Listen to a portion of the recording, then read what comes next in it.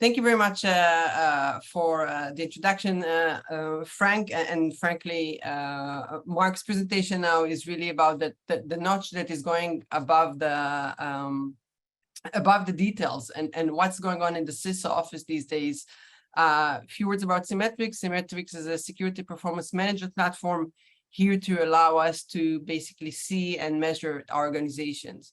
Now, when I started working on this presentation, it was just about when the war started in Ukraine, and I found the analogy to the bomb as something that that was timely manner. I also saw that Jason used some Cold War analogy, but it's really about dozens of conversations we've been having with CISOs in the past 2 years, and understanding how metrics is a mean for them to be able to resolve and present and discuss security metrics. Now, a little anecdote about Symmetrics. When I'm not coming from, I didn't grow up in a cybersecurity establishment or any allied security unit. And when Mike, my partner, who's a CISO, approached me for the first time, I asked him, Mike, why me? You probably want to take some very talented person who grew within the industry. And Mike's response was about, Shirley, I'm spending most of my time communicating security to people that are coming from non-security background. I need to explain them that the budget I was given last year has contributed to the security of the company. I need to explain them why now there may be something trendy that I need to fix now. And all this communication is going beyond the security organization, and that's why it's so cumbersome to do this dashboard that Mark was just showing us.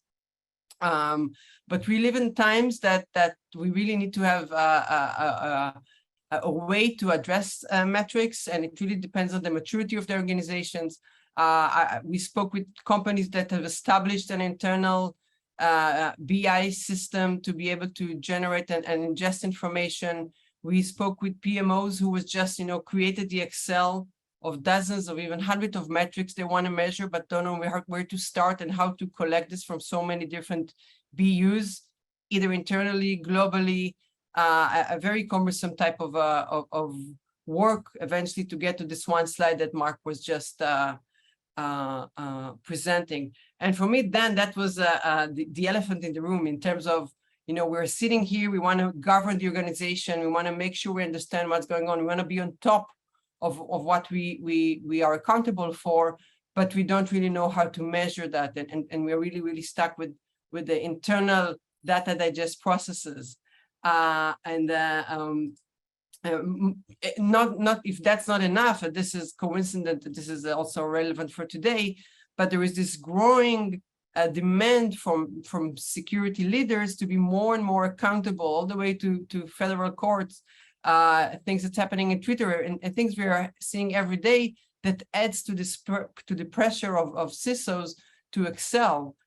So on one hand, I need to be much more accountable for what I'm doing. I need to report more and more. The second just came up, and the European legislation as well is coming with more and more rules that I need to report on my job, but I wake up in the morning and it's something I'm missing. I don't really see what I'm managing. And this takes us to a very awkward situation. You have the pilots of this plane called cybersecurity organization. They don't have a cockpit. And this is something that makes it very cumbersome to achieve and to feel comfortable with the work security leaders are doing. And maybe to try to attract from some other industries, because this is not the first industry that is growing very fast.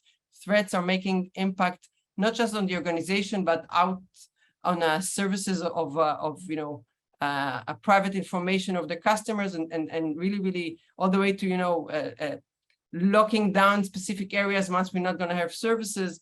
And this takes me to another world where Formula One, which is something here at home we follow quite closely. So Toto Wolff and the way the style he manages his organization, it's really not about the person, it's about the problem. And the more we will focus about the problem of security as an ecosystem that grew up very fast, but we are targeting people from the team that we work with all the way to the CISOs, this is probably not going to be the right environment for us to have a good and healthy work environment. And the problem, as far as I see it, is the way we actually govern the organization. And we all wake up in the morning, we check in Bloomberg, we see how the market goes up and down. We may be checking Twitter. We're seeing Elon Musk recent funny or not so funny tweet. But where is that place where I'm checking in my cyber organization? And this is something that is currently is a big loophole in the story that we are trying to give for security leaders. So I'd like to touch upon why now is the time to actually fix this problem. What's the opportunity here? And maybe some few points to sum up with. Why now? Simply because now it's becoming imminent. Jason Reedy, currently the CISO of USAA, said just before COVID came in, it takes me 2 hours to digest information every morning to understand what has changed overnight. Then the sentence goes that it takes him another 2 hours to translate it to something he can speak with non-technical people. A work you need to do for 2 hours as an executive is something you're probably not going to do. Just here is where we are starting to see the breakaway from can I govern and be accountable for the work I'm in charge of to the work going underneath my organization. Yet another Jason Chan from Netflix, previous CISO there, also discussed the way the need for CISO to reduce uncertainty. There's such an influx of information that you don't really know where to even start. Now, just to maybe give some numbers here, a mid-size, around the 10,000 endpoints organization in the US will probably have around 50 to 100 different security tools. That's a lot of data that we need to manage. With one of the conversations of a corporate organization with 300,000 endpoints stretch across the world, I had a security organization asking and telling me, Shirley, you may have this very nice metric program that can consolidate so many different metrics. I have interest in one data point. I just want to know that all the endpoints in my organization is covered. And we are talking about organization that is stretched around the globe with different type of endpoints, with different type of controls and architecture. This is a very cumbersome work just to be able to ingest all this information into a centralized location. Let alone to the board Mark was showing, it's a major effort that absolutely takes weeks to ingest. Now, if you do this one time, it may be good for the moment you've seen it one time, but if you want to have a continuous understanding of your organization, this is a harder job to do and when it takes such amount of effort. And it's not just going for that specific data point. The security organization is of need of this data on a routine manner. It can be for a board, which is probably, you know, the easiest, but the given room where they need to present information, to budget discussion, to internal projects as migration from one EDR to the other, or to chats with the risk assessment. This is data that needs to be handy for the security office on a daily basis. And it's buried in the operations, and we need to find a way to take it out of the operation. Just as going back to the pilot example, the pilot is not going to the tail and checking the wind tail. They get all the information in front of them. And then there's another subset of questions that the CISO office asks themselves on a daily basis that they need answers that are building on top of the operational data. What's the hires I need to do? Is there a specific BU I may be able to help more that it may be weaker than the other? How am I doing this type of benchmarking? Is the investment I put in the organization in the previous quarter reduce the risk of the organization or not? This is whole different questions building on top of the operations, but are scattered around dozens of different tools. Mark absolutely and rightly so mentioned the compliance and the standards that are there. The look of compliance is whether do I have a list or set of capabilities that will help me guard my organization. The missing component here that needs to have a little bit of a shift is how well those controls that are in place are doing. And The fact that I might have done a specific standard a few months ago doesn't say anything about the organization this morning, or if anything has changed overnight or since last week. And this is the type of dynamics that eventually, if you want to govern and be accountable for what's going on in your organization, this is the type of data stream you would want to have. And maybe a counterproductive or a sort of a result of the compliance check the box mindset is that many of the tools that organizations have been procuring was to be able to check that box. But from the information we have been gathered from CISOs and some calculations we've been doing, it's around 20 to 30% of the procured security tools that are not even being used. That's a major line item that you're paying for, but not really utilizing. And then for the ones that you are utilizing, you need to put your cybersecurity SMEs to help you in digesting the data. So there's few weeks of work that Mark was mentioning. Those are people, security experts, and instead of securing the company, are currently busy with Excels and data digest. And one day is for specific standard reporting, the other is for the auditors, and then the third day is for the board. This is, I think 20% is a conservative number. I think it's much more, but this is in an industry that is lacking manpower.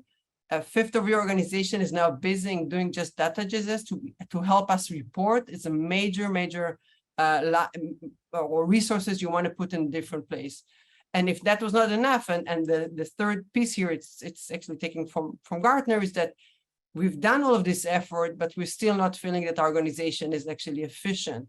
So there's this paradox here that we really need to start looking at more closely to be able to close and streamline information and put our efforts in the right places.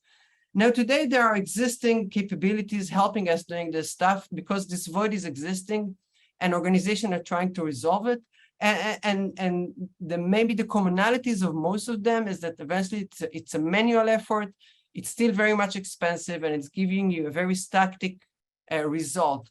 You may have an analytics team. You may have hired 10 analytics that help you do this.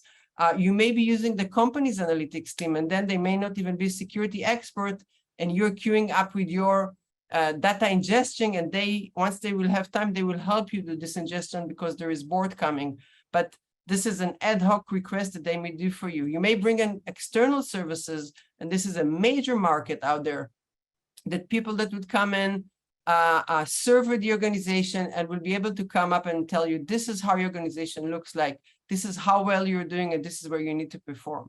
But 6 weeks later, if you want to go and test the improvement of the organization, where the recommendation was even implemented, you would need to do that again. And yet again, this undermines our ability to govern the organization. Smart questionnaire is certainly a good step to help you with this measurement, but as long as they're not driven from the stack or being sensitive to subjective understanding of the data, they will give you some result, but yet again, they will need to be fed again to give you some sort of viewpoint.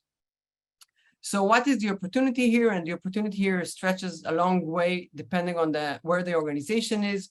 I'm sure most of the audience here, and if you have yet to read Sunil's book, it's a good start it's a good place to start and understand the world of the metrics, very simplistic way and approach that basically breaks down in what you need to have, how it's being covered, what's the level of utilization, and eventually how the organization is performing and whether it's efficient. It's the fifth level that currently I put out of here. It's certainly a good start, but that's the theory. And the theory takes us to the reality. And I actually like to extract from Kevin Urbanowicz's talk here last year, basically pointing out metrics that matter and very, very high bar of how to achieve those metrics. And this is a very advanced discussion. This means you've already procured, you've already deployed, everything is utilized, and now you need to look at your KPI. This is certainly for more advanced companies, but Kevin was also frank to say that A, it's a moving target. It's something that is always changing depending on the adversary's work. And B, it's always about the way to be able to do this is something which is hard to reach. And Mark mentioned that earlier, It's really not about getting to a specific target, it's making sure that you're demonstrating progress, to show that you are way better than the place you've been in the previous time. And looking at those trends, it's only will be given if we look at something which is done in a continuous manner. So let's maybe talk about how our stack looks like at the moment. We have the stack now multiplied with few dozens. We have the available data buried in the stack. We have different stakeholders wanting to see the stack and coming and asking us many, many questions. Now, one of the theses that I hold is that eventually the operational data takes us all the way to respond to board questions. And let's see one example here. One of the probably the most common question everybody asks us is about how well is our organization ready against ransomware protection. So we have the stack inside. We know that we have specific metrics that we want to measure. Now, those specific metrics is literature that is already out there. It's written on Google. You can find it in the books. We are happy to help as well because we have the set of metrics that we are looking at. And all this data eventually is driven from the stack. Now, I'm assuming I procured all the right tools, and if I'm missing, this is going to help me then do procurement better. But let's assume I procured everything and I have everything in place and I can see the trends for each of those metrics. If I'm meeting a specific threshold or I'm below a specific threshold, this will now help me understand what's the level of readiness in my organization. Now, all this story is something that can be, as an example, fully automated. So eventually, if your board or yourself or customers would want to know your level of readiness, this is something that absolutely needs to be streamlined. And this is just one example to how you can take data inside the stack and make it all the way to a sort of a very high-level executive viewpoint. Surely this will also help us taking those questions that are relevant to the board. As I mentioned earlier, let's say budget efficiency. If I realize I'm missing some of those controls, I need to prioritize them, but I need to prioritize them not because I just want to buy more, and I want to prioritize them because this is the missing component to help me to get better in my level of readiness for ransomware. Once I'm capable of seeing everything in one place, I may realize I have several different tools overlapping specific tools. I can now maybe consolidate into one tool and allocate the budget elsewhere. If I'm seeing on a routine basis that my MTTR and response time is going to the wrong direction, I can easily, instead of looking for the problem, I can now see the problem and now start ask questions of how I can mitigate them. For instance, let's say it's trending to the wrong direction. Now I can ask, do I have manpower problem that I need to resolve? Maybe there is new vulnerabilities that are taking more time for the team to resolve. So there may be a need for training. And all of a sudden, it's not just about understanding how your organization is operating, but how can we actually proactively come and help the organization to be more secured. To sum it up, and I see I'm actually making it in a shorter version than I hoped, there is a new emerging category in Gartner that is addressing cyber performance. Now, Gartner being Gartner, this category may or may not be living in the next few years. It may be converged with others. But the assets of this category is something we need to pay more attention, closer attention to. It's really about the continuous assessment of how our organization is doing currently, opposed to once or any time we are doing a specific compliance purposes, and helps us dynamically plan. And I believe that this is probably the main component for any security CISO leader organization to be more accountable for the work they are in charge of. And if there are maybe three main points here to take away, it's time to shift from checking boxes to look at performance and understand how our organization is performing and progressing. We should not look at the person, but at the problem, and we should see what investment as an industry we need to put to allow to resolve this leadership gap that the CISO is currently facing. And this means that CISO needs their own cockpit rather than scattering or gathering information from across their organization to be able to govern. I'll pause here. That's it. Thank you.